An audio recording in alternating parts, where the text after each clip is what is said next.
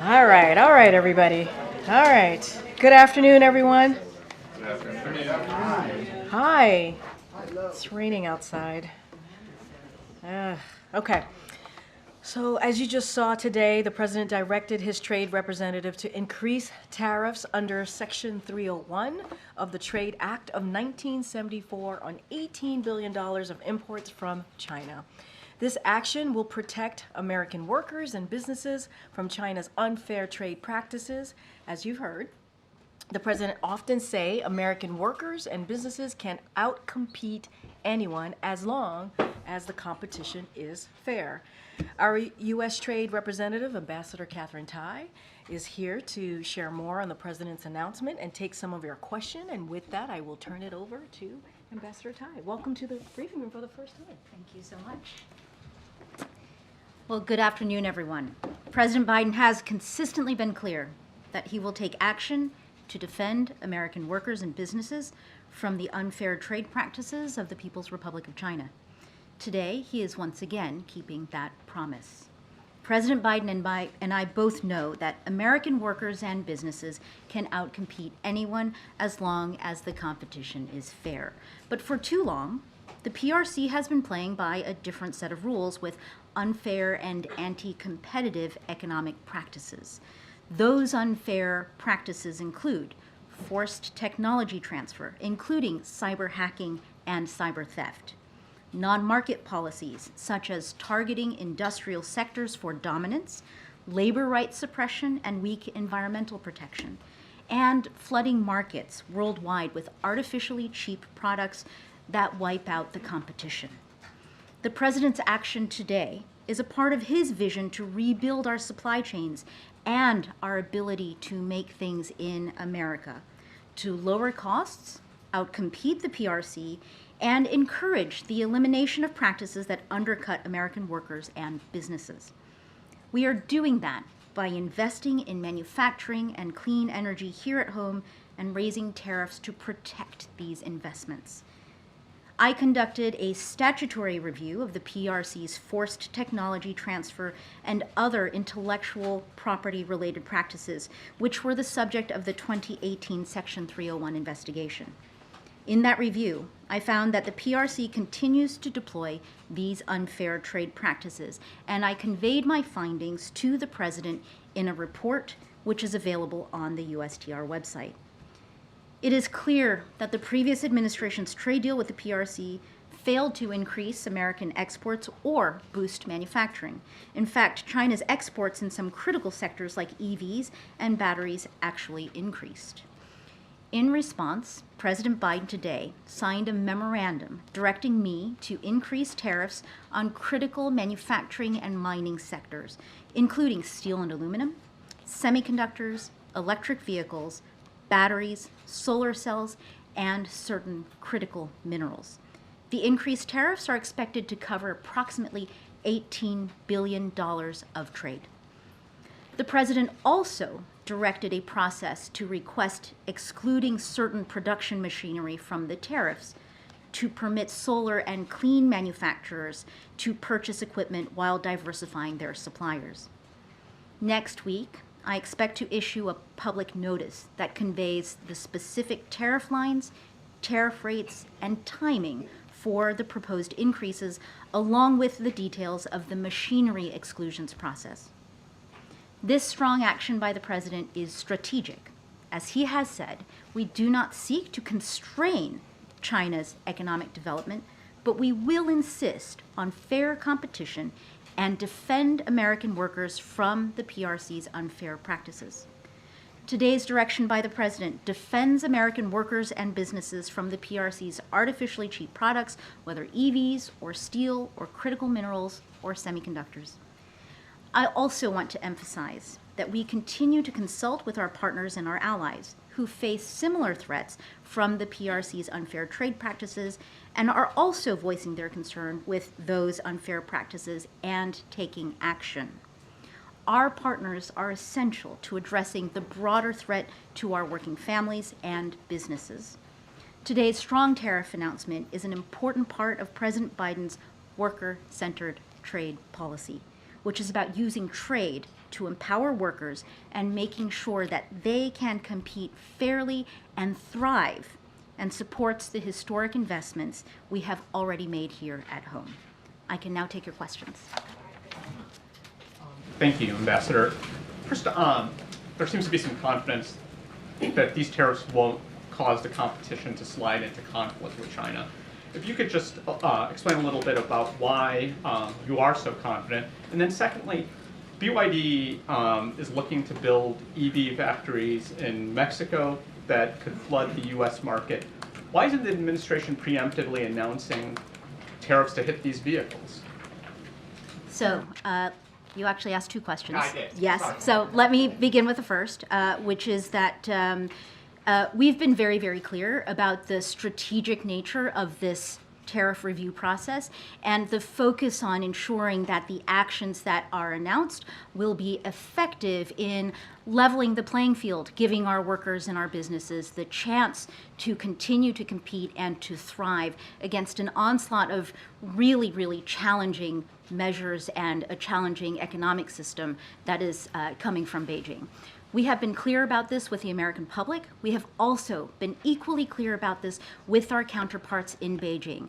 Every single one of us, from the president on down, over the course of the last 3 years have made clear the challenges that we are facing, the nature of that challenge, and the need for us to act. Because we know what happens if we don't act and we don't defend. We will see the same patterns repeated over and over again. So what we are doing today should by no means be a surprise to our counterparts in Beijing. We have made clear this is not about escalation. This is about the consequences of decades of economic policy and the need for the United States to defend our rights. And the second question was on EVs and BYD in Mexico.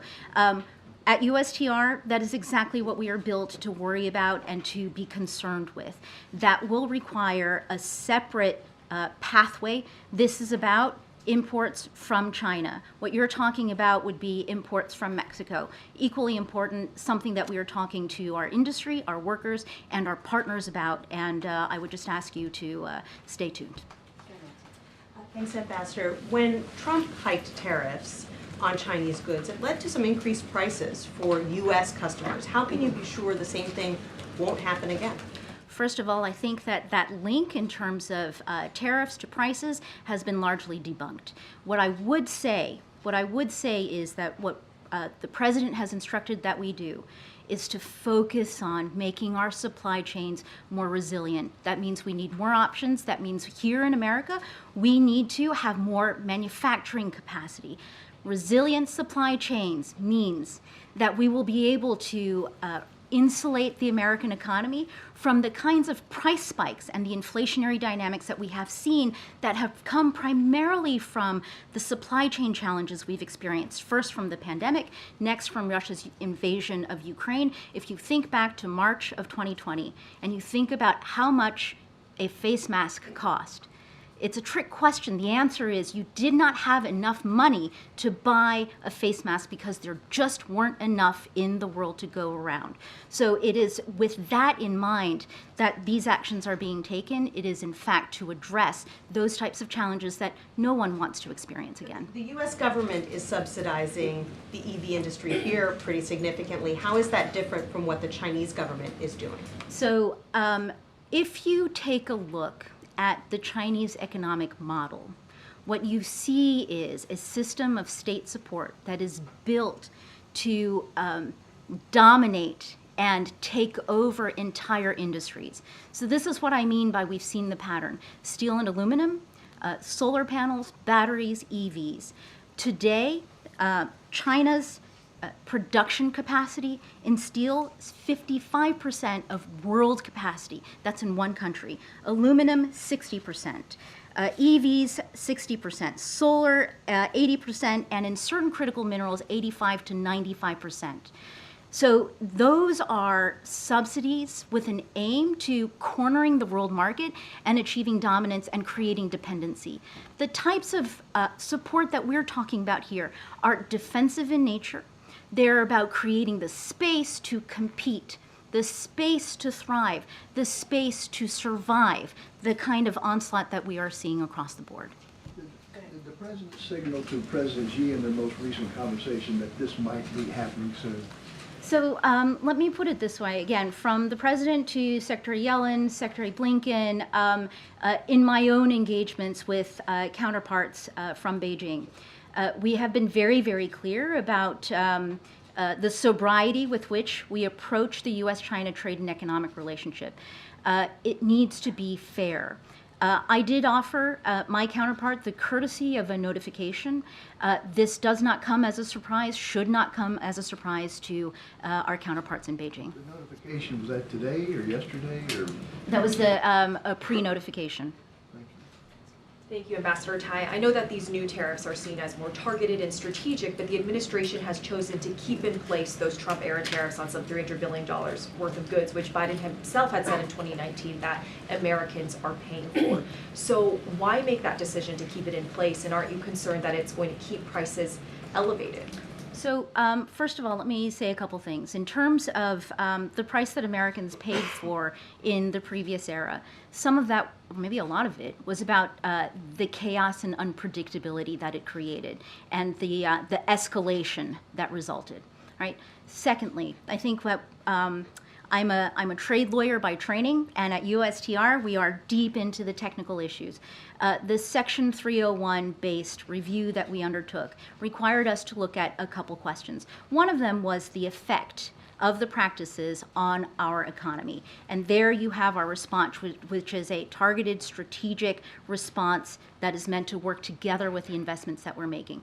The other aspect that we had to look at was the effect of the tariffs on changing China's behavior with respect to the IPR abuses and the forced tech transfer.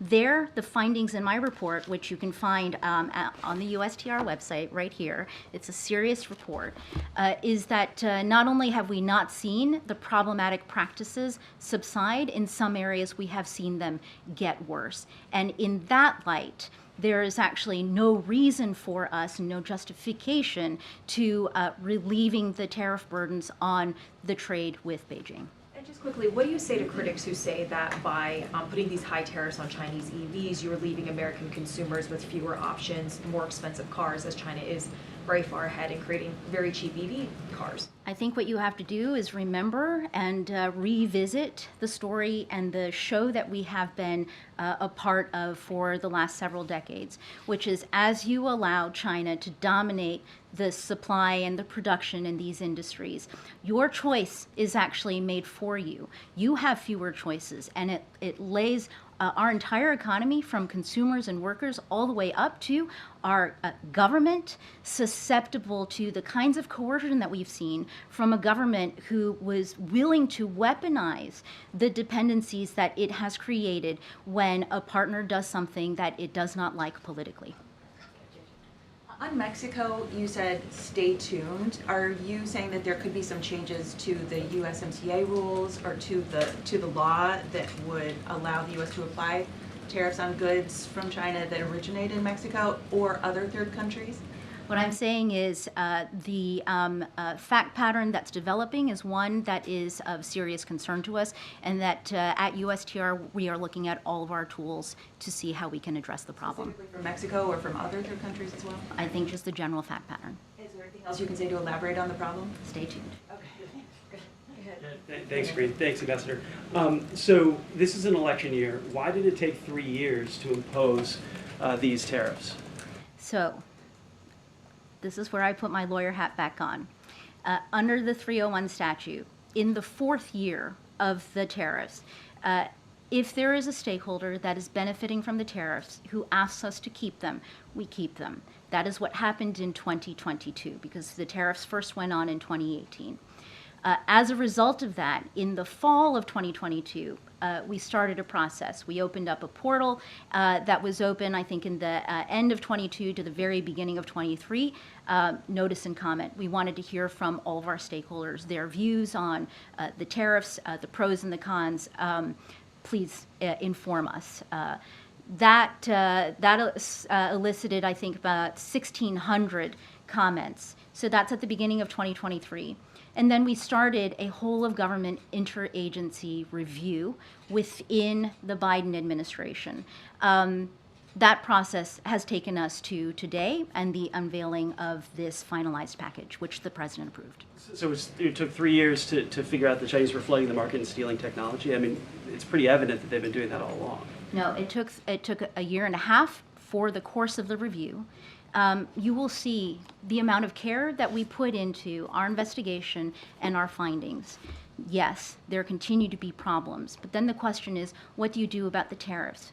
For this administration, it is extremely important that we approach a relationship like the one between the U.S. and China and these issues around the industries and the jobs of the future with discipline.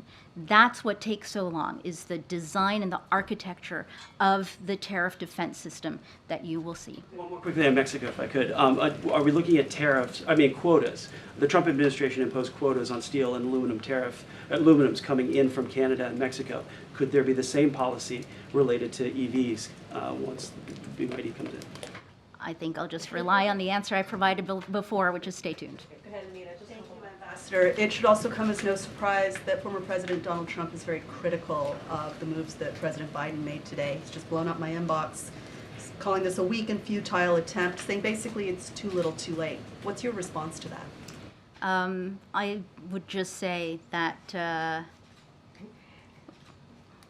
this action. Not to respond to a candidate. So, thank you. I appreciate that. So I am subject to the Hatch Act. I guess what I would do is interpret your question to mean, or maybe I should ask you to rephrase your question. Sure. I mean, how do you respond to criticism that these tariffs are not enough and have come too late? And those are coming clearly from former President Donald Trump. So again, subject to the Hatch Act, let me just say, in general, with respect to criticism that these tariffs might not be strong, let me put it this way. We have put a lot of heart and a lot of effort, intellectual effort, economic effort, and consultation effort into this package. They are designed to be strategic and not chaotic. They are designed to be effective and not emotional. Thank you, Karine. Thank you, Ambassador. Following up on my colleague Selena's question, you said that the president has been consistent on this issue, but back in 2019, when he was a candidate, he said that any freshman economics student could tell you that the American people are paying his tariffs, referring to his opponent at the time. And he also said that he would reverse what he called senseless policies. Why did he change his mind? So I'm going to reject the assertion that he changed his mind. What he has been clear about is his commitment to America, America's workers, and America's manufacturing capabilities and resilience, a future for our economy that is built from the middle out and from the bottom up. These tariffs are tools, and this is something at USTR that we feel very strongly about because there are tools. They're the tools of trade. When used strategically and smartly, they can be powerful forces for economic strength and development, and that is what you are seeing in this package. But previously, he called them senseless. They're no longer senseless? I think you have to separate out the tool itself and perhaps how it's being used and whether or not they are articulated for a particular purpose. There will obviously be costs here. Who are the big losers here? I mean, is it American importers? I mean, there was an International Trade Commission report last year that essentially said that. I would encourage you, I think the ITC report is maybe not as long as our report. It is long. I would encourage you to take another look at it because a lot of what people think it says is not what it said. In terms of the methodology that the ITC used, it is very clear that there were positive impacts of the tariffs on the specific industries that were being covered by it. Let me just back up to the frame of your question. I think that it just comes down to this, which is the president has committed to America's workers and to America's industries and these industries of the future a bright future. And we are going to use all of the tools at our disposal, trade tools, in combination with the investments that we have made and the commitment that the president has to standing up for America's economic interests to make that happen. All right, thank you so much. Thank you very much. Thank you, and it's good to see Angela Perez in the house. But thank you, Ambassador Tai. Okay, so I just have one more thing at the top, and then we'll continue with questions. Today, the President and First Lady are honoring the memories of the 10 lives lost 2 years ago in Buffalo, New York, as a result of unacceptable racial hatred and senseless gun violence. We also honor the bravery of those in law enforcement who responded quickly and who risk their lives every day to protect and serve their communities. Today, White House Deputy Director of Office of Gun Violence Prevention, Gregory Jackson, will join families of the victims and survivors of the shooting for a ceremony of reflection in Buffalo, where he will deliver a letter from President Biden. In his letter, the president shares his condolences and reiterates his commitment to combat gun violence and counter hate-fueled violence. The president will continue to use every tool at his disposal to end the epidemic of gun violence affecting Buffalo and communities nationwide. With that, Amr? Was it appropriate for Speaker Johnson to show up at the trial of the former president today? So look, I can't speak to, don't want to comment, obviously, as this is related to 2024 elections, and I can't speak to the speaker's schedule. That is something for him to decide on, and let's not forget, this is also connected to a independent judicial process, so going to be really mindful, and he makes his choices on what he does, you know, with his business. That is his choice to be made. What I can speak to is obviously what the president is speaking to today as it relates to 301 tariffs, making sure that he's protecting American workers, protecting American businesses, making sure that when we're allowed to compete in a fair way, we can thrive. And that's what you heard from this president. And what we've learned and we've seen from what the speaker is obviously leading in with congressional Republicans is that they want to cut Medicare, they want to cut they want to cut Social Security, they want to get rid of things that the American people truly care about. And so our focus is going to continue to build an economy from the bottom up, the middle out, this is something that we can speak to. I think the contrast between what we do here and what Republicans, more broadly, Republicans in Congress do is, I think, couldn't be more stark. Can I ask you if there's any administration reaction to Georgia's passage of the foreign influence law today? And will there be any ramifications for the U.S.-Georgia relationship if it is in fact enacted? So I do have a statement from us on this. We're deeply troubled by Georgia's Kremlin-style foreign agents legislation, which just passed, as you just stated, Parliament, and we expect the president to veto it. While it is unclear whether Parliament will try to override a potential veto, we have been outspoken about our concerns with the legislation, which runs counter to democratic values and would move Georgia further away from the values of the European Union, and let's not forget also NATO. The Georgian people have been making their views known about this legislation, protesting in the streets, as you all have been reporting. This weekend, we saw some of the largest protests in Georgia's history, with tens of thousands of peaceful protesters undeterred by intimidation tactics, telling their government to oppose this legislation because they want Euro-Atlantic future. We will see what the Parliament does, but if this legislation passes, it will compel us to fundamentally reassess our relationship with Georgia. Okay. Based on what you're seeing around Rafah, does it appear that the Israelis are preparing to move in a big way? So I don't have anything new to share than what Jake Sullivan, our national security advisor, he was here obviously 24 hours ago when he was asked about operations and our discussions obviously and what we're seeing in Rafah. We have been very clear about this, that we are going to continue to monitor, to keep a close eye. He also said that from what we understand, what we know, what we're seeing in Rafah right now, according to what Israel has shared with us, it is limited, targeted operations. That's what we've been told, and we have been very clear. We have been very clear about how we feel about our concerns, privately and publicly, about a potential major operation in Rafah. We have been very clear about the more than 1 million people who are living, who are now seeking refuge, to be more exact, in Rafah, and we want to make sure that their lives are protected. These are innocent civilian lives. We want to make sure that they are protected. And so that is basically nothing's changed to what Jake Sullivan, our national security advisor, stated right here at the lectern yesterday.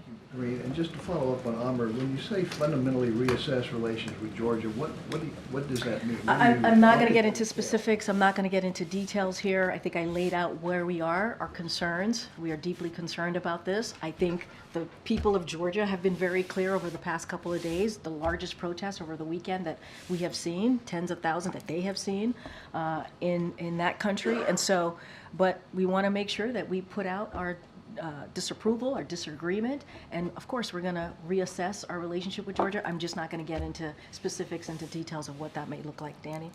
Thanks, Karine. Just back to Rafah briefly. Yeah. Qatar has said that they think Israel's military, what Israel's doing there at the moment already, is setting back the negotiations for a ceasefire and a hostage deal. Do you share that assessment? So look, and Jake said this yesterday, there are multiple phases, multiple elements to this hostage deal that would lead to a ceasefire, that would obviously get hostages home, some of them American hostages, that we are working to get that hostage deal really focused, and we know how critical it is, and also to get that humanitarian aid, create a situation where we can get more humanitarian aid into Gaza, obviously Gaza more broadly. And so look, we're going to continue that work. We're going to continue to have those conversations. It is a dynamic situation. And as it relates to Rafah, I answered, I think Amr asked me the question about what we're seeing. We're monitoring the situation. We've been very clear publicly and privately. Jake, when he was here, he talked about in the upcoming days having an in-person meeting with his counterpart in the Israeli government. He's looking forward to do that. We've been having continuous conversation with Israel about Rafah operations. It's been constructive, and so we expect those conversations to continue. Hey, I just wanted to, thank you. I just wanted to be a little more granular on Rafah. Yeah. You said the Israeli government had told you there are limited targeted operations. Is the White House concerned that Israel is making a very incremental sort of incursion into Rafah to make it harder for you guys to say, you know, that the red line has been crossed? Or, so look, I'm not going to get into a red line from here. What I will say is, obviously, IDF can speak to their own operations. What we've been told, that these, and as you just stated in your question to me, these are targeted, limited operations, and so far it does not appear to be a major ground operation, and we have been warning about that. We've been very clear about that. You heard that from Jake Sullivan yesterday, our national security advisor. You've heard that many times from here, from us. We of course are monitoring the situation. Our longstanding concerns over a potential major ground operation, and we've said there's more than 1 million Palestinian who are seeking refuge in Rafah, and so we've been very clear. They're taking shelter there. That remains, and so we're going to continue to have conversations, obviously, with the Israeli government. Jake Sullivan spoke to this in the upcoming days. He is expecting that to happen in person, but those conversations continue and they have been constructive. Thanks, Karine. A senior White House official recently met with some students and faculty at Morehouse College. Can you talk a little bit about some of the concerns raised from those students and faculty members and how the White House responded? So what I can say is, and you're speaking about Steve Benjamin, Exactly. right, Mayor Benjamin, who is also the director of the Office of Public Engagement. I can confirm that he did have a meeting at Morehouse.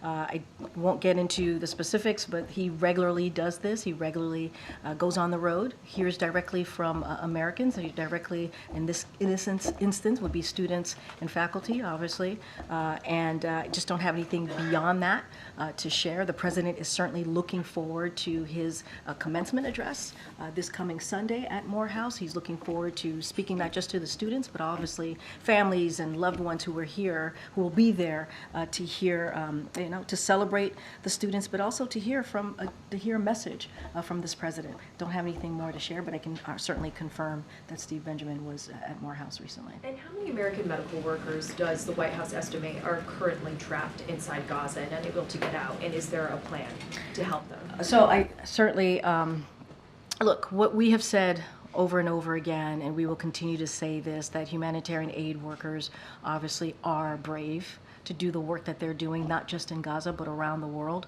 whether it's Sudan, Haiti, many places that they actually go out there and do that brave work to offer assistance much needed to folks on the ground. And so we appreciate that. We want to see them protected. We want to make sure that they have the ability to continue that work. I don't have an estimate for you on the number of people, to your question, but it is imperative, it is important that we see humanitarian aid workers protected, and those are conversations that we continue to have with the Israeli government. Thanks a lot, Karine. In regards to the president's plans to increase tariffs that he announced earlier today, is there an expectation that China will retaliate?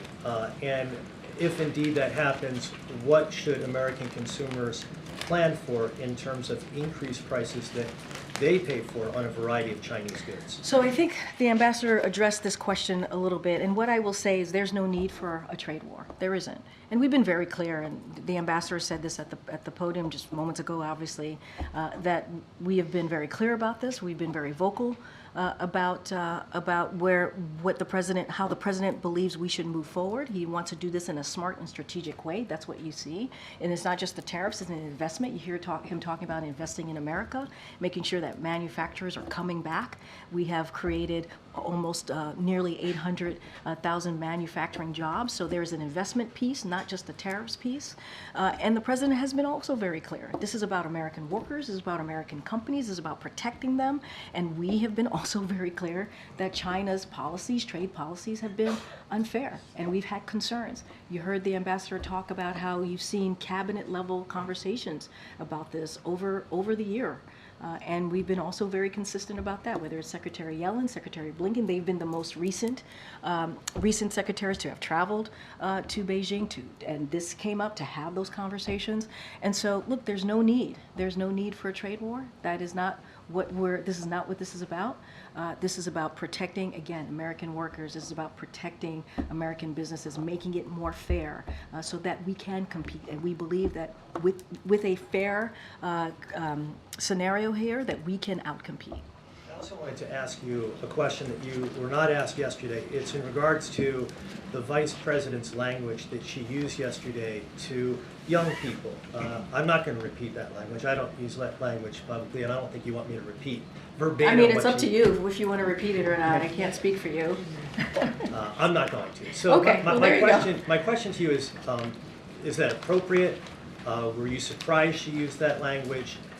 Was this a one-off, or can we expect similar language from the vice president going forward? So look, for those of you who have covered the vice president, knows the vice president, she's passionate about what she fights for. She is. And I think it's important to have someone who's passionate about what they're speaking about what they're trying to lift up. You've seen her be incredibly passionate about reproductive freedom and what's happening right now in this country when it comes to women's right, women's ability to choose, make really difficult decisions on their body. You've seen her talk about that with ending gun violence and encouraging young people to not let any obstacles get in the way. And so we're talking about someone who has broken glass ceilings, right? We're talking about someone who can speak to, about what it's like to go through that process. And so she's incredibly passionate, and I will leave it there. And, I could not be more proud to have her as someone that I look up to as vice president, and I think many people here would say the same. I read her remarks, I watched her remarks, and I agree with the sentiment that she was conveying to those young people. Could she have done that without dropping the F-bomb? Look, she was passionate. She's passionate about what she believes, and that's what I think you heard from this vice president, and I think it's important. Okay, Karen. Thanks, Karine. There was a lawsuit filed by a group of major airlines against the Biden administration over a new rule requiring transparency on checked bag fees and reservation change fees. Is the administration concerned that this is going to delay this rule going into effect, which is supposed to happen on July 1st? So, look, I can't speak to the timeline from this. I think that's something the Department of Transportation can certainly speak to that more.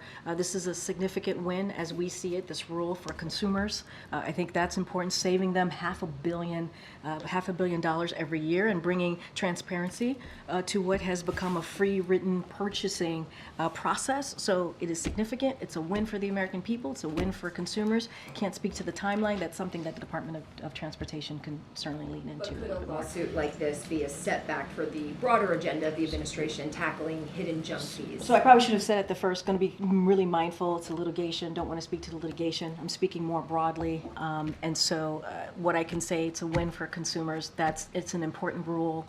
We're talking about saving billions of dollars to the American consumer. And so it is important to move forward, a step forward. And anything else, I would certainly refer you to the Department of Transportation. Okay. At this point, when Gaza has been practically leveled, 80% of the hospitals are out of service, most of the people have been displaced. What do you think is the incentive Hamas has to keep negotiating a ceasefire? Look, it is, we believe, incredibly important and critical to get to the ceasefire, to get to a hostage deal, to get hostages home. And it's not easy, right? You heard Jake talk about this. He actually quoted Senator George Mitchell, right, and talked about how sometimes it takes 1,000 failures before you can get to one win. And I think that really speaks to the moment that we're in. And I said this before as I was asked this question, there are a lot of dynamics here that when you're talking about the different phases, right, when it comes to a hostage deal. And so, look, it's not going to stop us from continuing to have these conversations. It's not going to stop us from understanding what is at stake here. We got to get these hostages home. We got to get that continuing to get that humanitarian aid in, and we got to get to a ceasefire. We have to. And Hamas, as we have stated, and you've heard us say over and over again, is a terrorist organization. This could end today if they would let the women, the wounded, the elderly go. It could end. This could end. So, in the meantime, you heard Jake go through the 10 points of how we're seeing and how we're viewing what's happening in the Middle East. And so that continues. It's not gonna stop us from having this really important, critical conversation, negotiations around the hostage deal. There's so much at stake here, and it is important and critical to continue these talks. Do you think the U.S. is safer today than it was 7 months ago, considering the rage and the questioning from countries in the Say global that south? one more time. If the U.S. is safer today than it was 7 months ago, considering... I mean, look, I don't have any changes of where we are today. I can't speak to that. What I can say is the president's always going to put our national security first. He's always going, as it relates to the American people, as it relates to us. That's the lens that he moves with. That's how he sees things. And I think that's incredibly important. And his commitment continues to be so. Taiwan's going to hold its inauguration next Monday. Does the administration expect any changes in policy with the incoming President Lai? And then, are you seeing any signs that China may try to use this occasion to act aggressively or in a coercive way? I mean, look, I can't speak for what China's going to do or not do. I'm not, obviously in the head of President Xi, but we've been very clear about where we stand with our one China policy. Nothing has changed there. Look, I would have to let the leader of the leader speak for himself. I just don't have anything to add beyond that. We will see. We will see. Okay. Thanks, Karine. Why do you think Americans are so down on President Biden right now? What do you mean?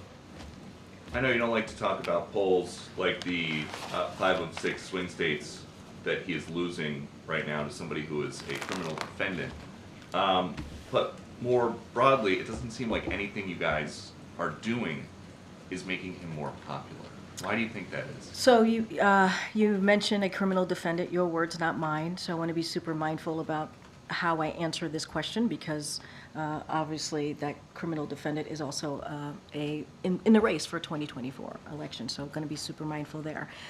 I will speak more broadly to what the American people are going through. Like, we understand. We are sensitive enough and open-minded enough to understand that this is, that not just this country, but globally, people have had to deal with a pandemic and coming out of that pandemic.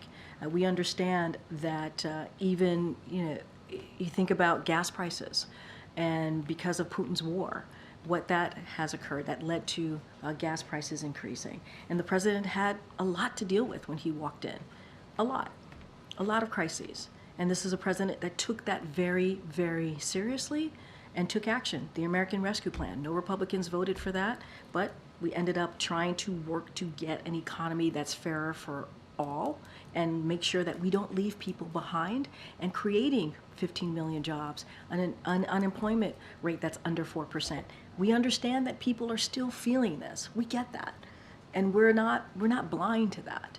That's why you hear the president pretty regularly announcing how he is going to lower costs for the American people, whether it's Big Pharma, trying to lower healthcare costs, expanding ACA for those who truly need it, or it is making sure that we get rid of junk fees that cost Americans a lot of money every year. So, look, we know it's going to take a little bit of time.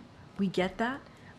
And we are going to continue to, it's not going to stop us from talking about it, and it's also not going to stop us from talking about the contrasts that we see from GOP Republican congressional members who want to do the opposite of what the president is trying to get done.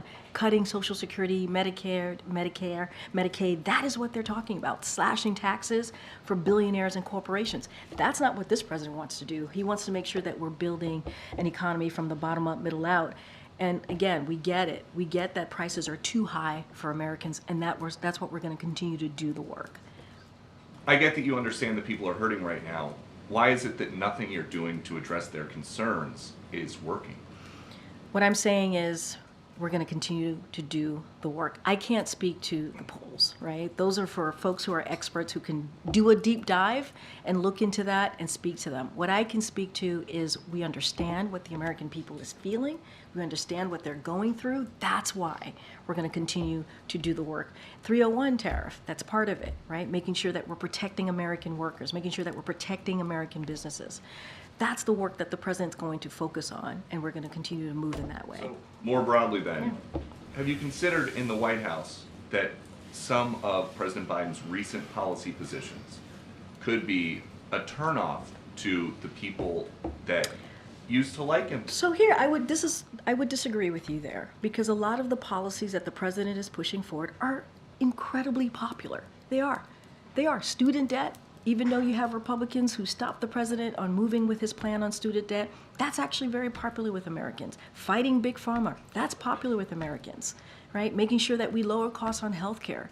That's popular with Americans. So what the president is actually doing is popular with what majority of Americans want to do, even in protecting reproductive rights, something that Republicans are not on the right side of history. You think about what extreme elected officials want to do. The president wants to protect and make sure that we actually are giving a woman a right to make really difficult decisions on their health care. So that part I certainly disagree with you on. Go ahead, Jared. Is the meeting with Israelis on Rafah also expected to include ongoing conversations about that shipment of 2,000-pound bombs and kind of steps or conditions you want to see, the administration wants to see to move forward on a final determination? So look, those don't have anything for you on a timeline or that particular conversation. The Rafah operations, we've been really clear about our concerns about that. Any major military operations going into Rafah, we have been clear that we do not believe that is the right way to move forward. And so we're going to continue to be clear. We're going to have a meeting about that specifically. As you know, National Security Advisor stated that there's been continuous conversations on this particular issue that we believe has been constructive, and the conversations continue. We're going to monitor the situation. I'm not going to go beyond what we've just stated about where our focus on the Rafah operations and those conversations. Go ahead. President Biden has frequently pledged that no one making under $400,000 would see their taxes go up. Tariffs are effectively a tax on imports. I'm wondering if you can commit that no American importer making less than $400,000 would see their costs go up. So our commitment to Americans are very clear, which is that we are not going to tax. We do not want to see a tax increase on Americans making over $400,000. That has been our point. Where we have been since the beginning of this administration. That has not changed. We have to remember what these tariffs are all about, is actually making sure that we are protecting American workers, that we are protecting American businesses. We cannot forget as well that the trade deal that the last administration, the Trump administration did not actually, it was a bad deal. It was a failed deal. It didn't increase our American imports. It didn't increase manufacturing here. And this is importers of solar cells or some of the products that are part of the announcement today. You can guarantee that none of those importers. What I can say is American. Below a certain What I threshold can will see say any is cost. Americans here. We have been very clear that we do not want to see taxes for them if they are making under $400,000. That is something that we've been very clear about. But I also do not want to.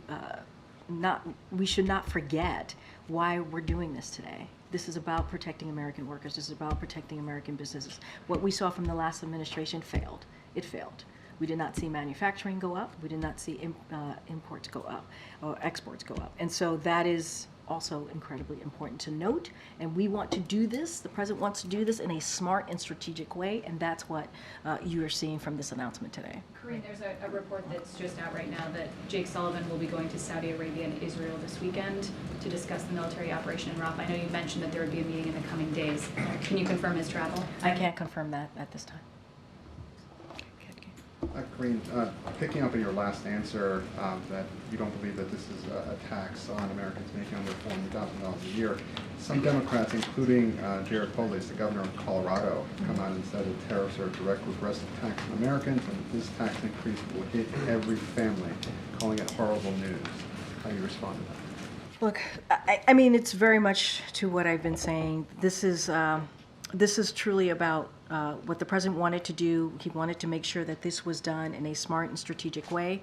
That's what this announcement is about. It's about making sure that we address the unfair policies that we have seen from China, and this is what this does. American workers and businesses can outcompete anyone if we actually create a competition that is fair, and that's what you're seeing from this president. We have been also very clear that we do not want to see a tax increase for anyone making under $400,000. That has also been our approach on this as we talk about the economy, as we talk about making sure that we are building an economy from the bottom up, middle out. We want this to make sure that we're not leaving anyone behind. This is a smart and strategic approach from this president. These tariffs are targeted at critical industries where his Investing in America agenda is spurring a manufacturing boom. He is coupling investment with actions to protect American workers and to protect businesses as well. That's our approach here. That's how we're going to move forward. I know you said you couldn't confirm Jake's travel to Saudi Arabia this weekend, but would you say across the administration, is there an increased sense of urgency to make sure that Prime Minister Netanyahu does not go further into Rafah? I mean, I think there's been a sense of urgency from day one. We've been very clear about this. The last time the president spoke to the prime minister, one of the topics that came up that we read out to all of you was the Rafah operations. You've heard us say over and over again about our concerns, and we've been clear about our concerns privately and certainly publicly about more than 1 million people. 1 million Palestinian citizens are now seeking refuge in Rafah. And so we want to make sure that that their lives are protected. Understanding that dismantling Hamas operation is actually really important. This is something that we believe in, that we want to see as well. That's why we've offered our own thoughts on how to move forward with that. Conversations continue. We're going to be very clear about our concerns here, and I'll just leave it there. All right, everybody. Thanks, everyone. I'll see you tomorrow. Bye, everybody.